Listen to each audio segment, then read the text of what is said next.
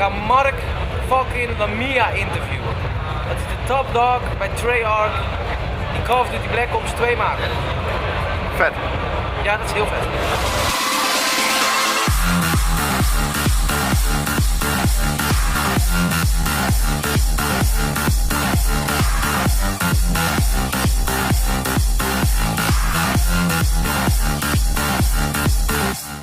Naast me staat niemand minder dan Mark Lamia, de studio-eigenaar van Treyarch, die we natuurlijk allemaal kennen, behoeft geen uitleg. Maakt de Call of Duty Black Ops en zijn nu druk bezig met dit jaar te verschijnen Call of Duty Black Ops 2. Mark, good to have you in front of our camera. I need to start off with an apology. Not because I haven't seen your demo, but the last time we spoke was maybe 4 years ago. We were in London. I don't know if you remember that trip. I do. And I was asking you about the relationship between Treyarch, Infinity Ward. Back then, like 90% of the Call of Duty gamers were like, "Wow, Infinity Ward is the better developer." And I asked you about it, and you justifiably got a little bit annoyed. Like, it doesn't matter. Every studio makes its own games. Black Ops came out. I had my doubts, and I want to apologize for those doubts because Black Ops is the best Call of Duty game ever. You don't have to respond. You don't have to say yes, you're right, or no, you're wrong. I'm not going to put you in that position. I loved it. I'm not a big fan of Modern Warfare 3, and we're gonna forget about that now. Moving over to Black Ops 2. Well, I'm glad you enjoyed How Black are you Ops. guys doing? Oh, we're not moving on. I did. No, I'm glad you But enjoyed it's Black awesome. Ops. We worked very hard to make that game. The wager for matches. fans. Who's the guy that invented the wager matches? Give him a raise. He needs more money. He got a doesn't raise, earn don't enough. worry. No more. Nah, trust me, he makes enough. Okay. Black Ops 2. How's it going? It's going great. I think after having made Black Ops, that was we were all fired up at the studio. Yeah. We were excited. We knew that we had made our best game that we'd ever made. Yeah. And so coming off of that, people were just super stoked. They really wanted to we felt like we created our own unique fiction inside the Call of Duty franchise. Are you miking me at the same time? I don't know, maybe. I already have one. Inside. What do you think? Anyways, and I think that that was just a starting point for us. Yeah. Okay. So our mindset going into Black Ops 2 was we obviously want to make a better game and do our best work than we've ever done, but we also want to push the boundaries on the franchise. There's been a lot of great Call of Duty games. I think that Black Ops introduced some great new things into the franchise. Definitely, yeah. But we felt like that, and that people were good with that. You know, they responded. They said, "Hey, we liked the way you told your stories," or Definitely. or some of the things that we did in multiplayer. You talk about the wager matches, those just fun party game Just small stuff, modes, or the theater, or they like the player, they like the party game, creativity it's of the blood theater serious. card. Right? I'm sorry. You haven't seen me play a wager match. There's nothing party about that. It's all dead business. serious. It's all business. It's all business. Yeah. The zombies. Like they did, like people they're telling us, hey, yeah, it's okay. Go ahead, push. Yeah, because and it's, so we, that's what we're doing with Black Ops 2. Pretty there's much a on reason. every front. There's a reason. There's a 2 behind this game instead of creating a new franchise again. Because you have World of War. You didn't make World War 2 because you did Black Ops, and that became like a widely popular audience favorite. So, but it's that's the reason you're returning to Black Ops, I can imagine. Well, I am, but I think one of the things about Black Ops 2, while it was probably the worst kept secret in gaming until it was announced, what it actually is, I think, is the best kept secret, or was the best kept secret in gaming until I've been telling everybody about it, and everyone else has been seeing all the trailers. And that really is, it's not only just the setting, which is different than I don't think people were expecting the setting, but it's really the fact that the gameplay, there's a lot of new gameplay. I mean, there's story branching, there's non-linearity in the campaign structure now, there is sandbox gameplay elements, there's a lot of different gameplay mechanics in the campaign. The fiction, we were telling a fiction that twisted in Black Ops. Yeah. That's just like that, we basically are taking what we've created and kind of that mindset, and we take it to a whole nother level of Black Ops 2.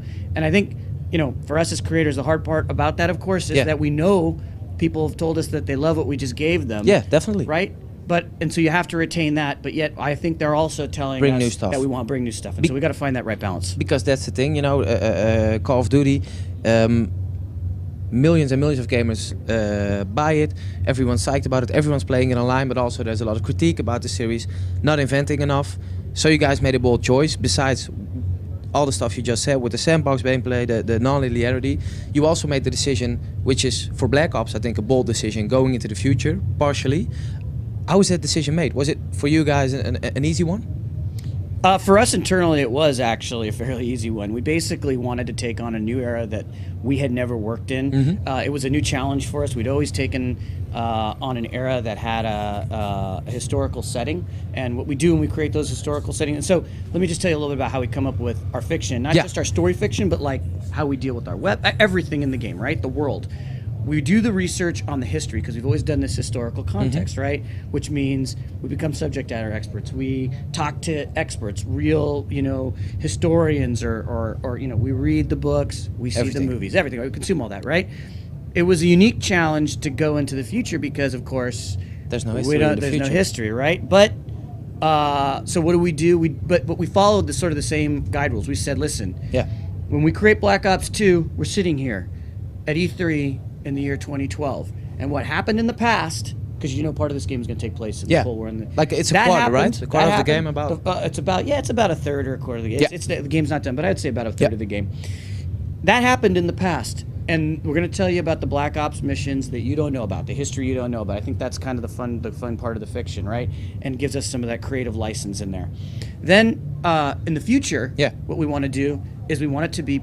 You're sitting here, you come to the table with everything you know about the world or don't know about the world, and we project out forward. And to do that, we worked with experts. People who are advising world leaders, business leaders on the things that they should be concerned about, on what warfare is going to look like then. And then we took our creative license and we came up with our fiction. And so to be able to do that was a challenge, but it was exciting. It was, just a burst of creativity inside the studio. Everything from the designers to the writers to the artists to the weapons design, everything. Just everybody had some great new material to work with. And I think the net result is it's going to be great for gamers because they're going to get a whole lot of new gameplay, new mechanics, things they haven't experienced in Call of Duty yet. What happens when the enemy steals the keys?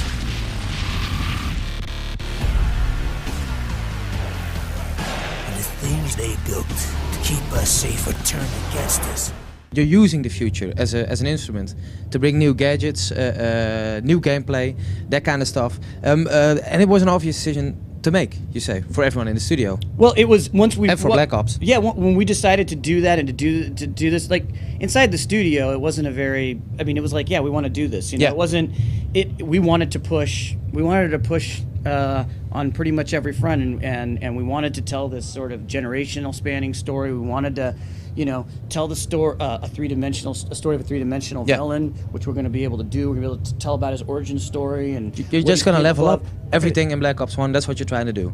Oh, absolutely. And everything, like Black Ops 1 was like literally like coming off of that and going, okay, we just made that. Now what can we do? And the other thing I think you need to, that people probably don't know, and is that as a studio, if you go back to World at War, this studio was creating 3 games that shipped that holiday season. We were working on World at War, Quantum of Solace, and Spider-Man Web of Shadows.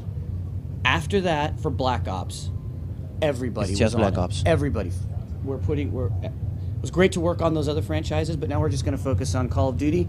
And as a creative entity, putting all those people together takes a little time to get that working right. It took us the better part of our first year of development of Black Ops. Better part of the first part of year of Black Ops. Our second year in Black Ops, team is gelled, working together. That's why when I say when we came off of Black Ops, we were like, oh, and now it's all together, and we've all worked together, and we've made this. This is our starting point. It's going to be, what can we do now? And so that's why this team wanted to take on and challenge itself on with every single mode and every single part of the game. But if you talk about the studio, obviously the vibe has changed. You're a Call of Duty only studio right now, as of this moment, with Black Ops 2. We already spoke to the writer a little bit before. You got a new writer on board, really good one. And how has the team changed? Not only the vibe, but have you people going out, coming in? Did you grow as a team? What happened, like personnel-wise? Yeah, well, I think when you pull together, and I think this is probably true for sort of, it doesn't matter. you might be able to relate to this no matter sort of however you work in Yeah. life. When you're working with new people, it takes a while to figure out what motivates them, how to work well together, how you communicate. And that wasn't any different for us. That first year when I'm pulling in people who hadn't worked together, they were in the same studio, but were on different teams, they had to figure that out. And some people didn't stay. And some people did. And they got and a new team was born, and that was the Black Ops team. And so out of that, after Black Ops, that leadership team that figured out how to work with all of their new team. Because you want all them to these stick people, together. They stick together. It's the first Call of Duty we've had the same leadership team from game to game. So when you have that going from That's a pretty from big game thing. to game, it's huge. The studio's changed, the business has changed over time. This last time we didn't. We were an all Call of Duty studio, and with the leadership that we had on Black Ops 2, same thing. It's interesting, of course, that you guys managed to pull it off. There's also, if you look beyond your studio, there's a lot of stuff going on at the other Call of Duty creators, Infinity Ward and Activision. Does that influence you guys in any way? Bit of a bad vibe over there. You guys are going strong. Is there something that's happening like in the other camp that influences you guys in any way, or do you just block it all out and work on your own game? Yeah, look, I think we've got a pretty full plate. It's a challenge. As much as I tell you, it's like we are running better than we've ever run. Yeah. It's a creative process. There's a lot of tension. People are really working hard to make the best game. We're very critical of ourselves internally, so it takes pretty much all of our focus just to do that. Now, of course, these other studios, they're in our family. We want to share what we're working on with them, and if obviously you want to be able to help out if you can ever help out or anything like that. But as far as impact on what we're creating, we're our own creative entity, and like I said, it's pretty much takes everything we have to kind of make sure Keep it internally together. because it's pretty intense internally. The difference is, the person standing to your left, the person standing to your right. That while they're also being, we're being critical of each other, they're there for you. Yeah. And you want that because they're going to help. Everyone's helping everybody get better. We're getting better as a studio every time, and this is going to be the best thing we've ever made. Is there any question in the near future, and this is looking way beyond, is there any question that Treyarch might want to go to Activision and say, look, Call of Duty, we're doing it so right, like maybe 2 games beyond this, we want to be the only Call of Duty studio making Call of Duties, and we're going to rock at it? I don't even think about that. Like, honestly, it's like I need every last bit of time I can get and resources to make this game right here. Yeah. I have multiple endings. I don't even know if how you even do a sequel to this game. It's like you don't think about those things. Seriously. We're all in on this. I have no idea what's going on after this. This is it. We'll see. And we'll figure it out. We take care of that stuff later. We're a franchise. There's a lot. I think the one thing I will say is, I think it's been great that there's multiple studios inside the franchise, because I think it's one of the things that helps keep it fresh. There's been different studios, and we make different games. We put different digital imprints on the franchise, and I think that's good for gamers because they have a different Call of Duty game, a great That's Call of very Duty true. game every year. That's very true. I have one last question, and you could probably answer it with one word, and it's a bit of a corny question, but Treyarch, as a studio, everyone working there, they've done so for 2 years. You kept it together. Is this a company or is this a family? Choose one. I like to think of them as a family. I spend more time with them than I spend with my blood. So I like to think of them as a family. But yeah, you know what? And I think that's not uncommon for people who've been through the trenches on something creative and had to push. You feel that camaraderie, that bond, and I think we like to think of ourselves that way. Perfect. Well, thank you very much for the interview. It's been some great insights in developing Call of Duty. Yeah. And good luck with it. Bring back the wager matches, or we will never buy Call of Duty again.